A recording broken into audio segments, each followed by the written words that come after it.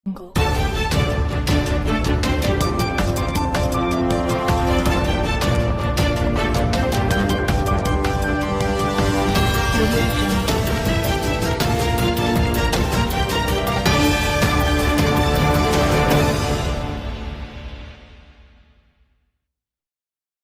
Assalamualaikum warahmatullahi wabarakatuh. Hai teman-teman semuanya, salam sukses, salam sejahtera, salam generasi milenial pembangkit bangsa.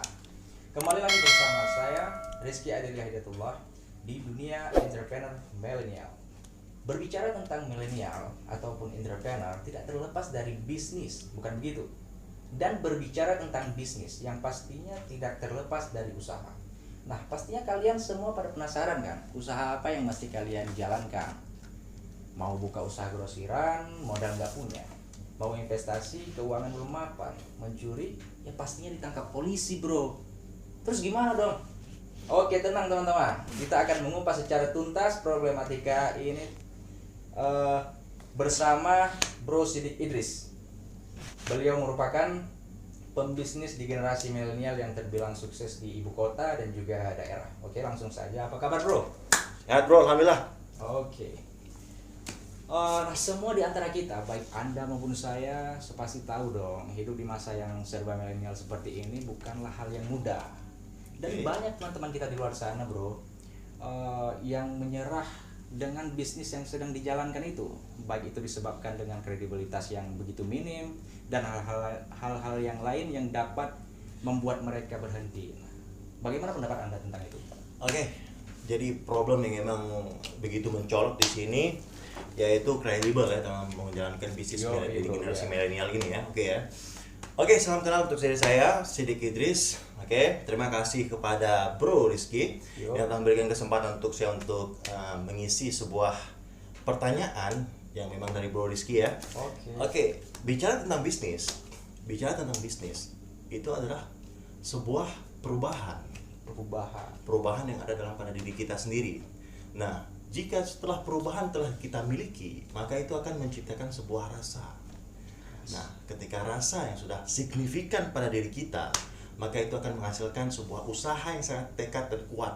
Iya, sesuai dengan rumus fisika yang sudah kita ketahui itu. Wow, ya, itu ya viral gitu ya. Oke, benar banget. Perubahan sama dengan apa itu? Sama dengan gaya. Perkecil gaya, perbesar usaha gitu ya. Benar banget. Itu, bro. Oke. Jadi itu kan cuman secara teori gitu. Jadi kan banyak orang yang bisa cuman berbicara namun tidak paham dalam menjalankan. Apalagi di generasi milenial ini sangat sulit ya untuk tetap pada pendirian sebuah dari usahanya. Dikarenakan zaman-zaman milenial itulah zaman-zaman yang memang masih bisa dikatakan sebagiannya itu galau bahasa milenial itu ya. Galau itu apa sih? Berada di antara tengah antara iya dan tidak. Itu yang sulit. Oke, benar banget. Jadi kalau seandainya posisi sedang galau, maka yang harus kita ambil keputusan itu terus berjalan, karena kita pasti yakin loh tidak ada usaha yang mengkhianati hasil. Bener banget tuh bro. Kan gitu.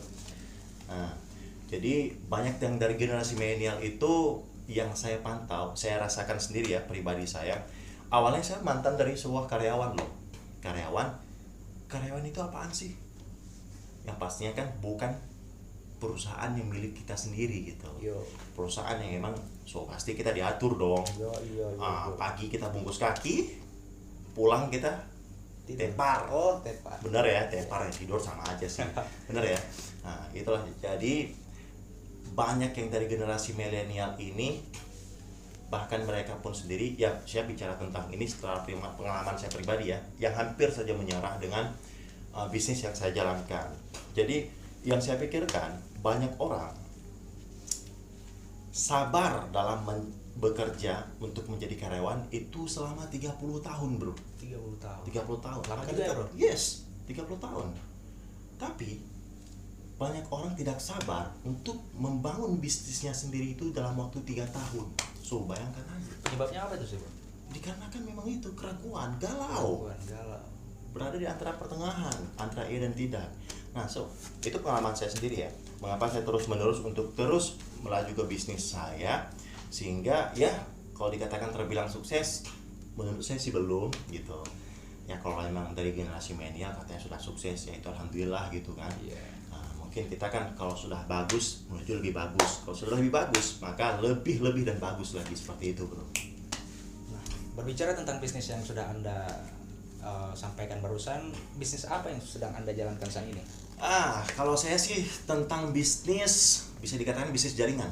Jaringan, seperti apa itu? Bisnis jaringan itu banyak sih yang mengartikan kalau bisnis jaringan itu sama apa MLM ya. So itu bukan MLM ya. Jadi bisnis jaringan itu adalah bisnis yang salah satu sama sih seperti bisnis-bisnis yang memang seperti properti ataupun saham seperti itu. Kalau dikatakan saham kan bisa dikatakan misalkan nih, tapi kita tidak usah menyebut merek ya, karena kan takut sensor nih. Jadi bisa dikatakan satu rumah makan dia sudah besar. Ketika satu rumah makan itu sudah besar kapasitasnya, besar juga emang penghasilannya, besar juga omsetnya, maka kan di situ akan ada timbul franchise namanya. Ataupun dengan bahasa kita yang di daerah itu cabang, buka cabang, ya kan? Tapi buka cabang tersebut ataupun franchise tersebut itu kan di backup ataupun yang membackup itu adalah perusahaan yang besar tadi. Dia menyediakan manajemennya, juga menyediakan karyawannya, sekaligus merekrut karyawannya secara langsung, oke? Dan cabang ini hanya membutuhkan untuk keuangannya saja ataupun modal pertama dan tempat. Investasi ya bro? Yes, kalau kita katakan investasi bukan sih, tapi franchise cabang gitu. Bukan cabang di restoran gitu kan. Jadi mereka berpulang pada 30% untuk nama si pemilik restorannya, 70% untuk si pembuka cabangnya. Nah, itu kalau bicara tentang bisnis yang memang terlihat seperti itu. Tapi bisnis di kita itu alhamdulillah bisnis jaringan yang sama halnya seperti itu juga, tapi berbentuk sebagai jaringan dengan mode elektronik gitu. Jadi apa-apa itu sudah memakai elektronik, dari iPad maupun email ataupun apa itu aplikasi lah gitu ya. Jadi bisa dikatakan saya berbisnis itu di perusahaan asuransi terbesar di dunia, ya, nomor 1 di dunia pada tahun 2019. Dia pernah menjadi nomor 2 di 2018, tapi sebelumnya nomor 1 juga di 2017 dan 2019 kemarin terakhir direkod itu nomor 1 di dunia. Di 2020 belum, dikarenakan kan belum habis nih. Gitu. Jadi saya menjalankan bisnis jaringan di Allianz Syariah. Yes. Sejak kapan berdirinya itu bro? Kalau berdirinya Allianz Syariah itu sudah lama banget loh, malah sebelum lahir saya pastinya ya, itu sudah 130 tahun men. Bayangin aja. Oke. Dan kalau boleh tahu bro, kinerjanya itu seperti apa sih? Kalau kinerjanya itu kan sesuai dengan produk, dikarenakan perusahaan ini kan perusahaan yang bisa dikenal perusahaan keuangan ya. Untuk pertamanya, yang paling utama yang kita kenal tuh keuangan, proteksi dan investasi. Yang pastinya asuransi dong. Proteksi, asuransi, dan juga ada mencakup investasi yang keduanya. Jadi bisa dikatakan perusahaan asuransi terbesar di dunia yang bergerak pada proteksi dan investasi. Nah itu dia. Mungkin bisa Anda jelaskan sedikit bagaimana cara seorang nasabah ketika menginvestkan keuangannya dan diproteksikannya itu sebesar apa ataupun dipersenkan ataupun seperti apa? Oke, saya ngerti. Jadi kalau dikatakan tentang investasi, tapi tetap kita pertama kali itu proteksi yang pastinya, itu bukan investasi. Saya tetap mengatakan pada nasabah ataupun klien saya pribadi di sini, yang kita pertamakan itu dan yang utama itu adalah proteksi. Oke, proteksi saya katakan. Dan investasi itu adalah bentuk nomor 2 dari proteksi tadi. Dan bagaimana jika ada seseorang yang ingin bergabung dengan perusahaan tersebut dan mereka lebih mengutamakan investasi? Kan banyak itu sekarang, memang orang itu lebih memandang ke materialnya. Yes, benar banget. Nah, kalau memandang dari segi proteksi dan investasi, kenapa mereka lebih mencakupnya ke investasi? Karena mereka memikirkan uang di depan. Uang di depan yang akan datang gitu kan. Wah, gue bisa ambil lagi uangnya nih gitu. Tapi yang sebenarnya terjadi, investasi itu tidak ada artinya tanpa proteksi. Itu teman-teman semua ya, harus diingat, investasi itu tidak ada artinya tanpa proteksi. Kenapa? Saya tanyakan seperti ini, saya jelaskan ya. Kenapa? Proteksi itu sangat berfungsi untuk masyarakat pada umumnya. Saya, Anda, bahkan kita semua. Why? Itu kenapa? gitu. Oke, mungkin bisa kita lanjutkan setelah season berikutnya. Oke, tetap bersama kami di channel Dunia Entrepreneur Milenial. Sampai jumpa. Are you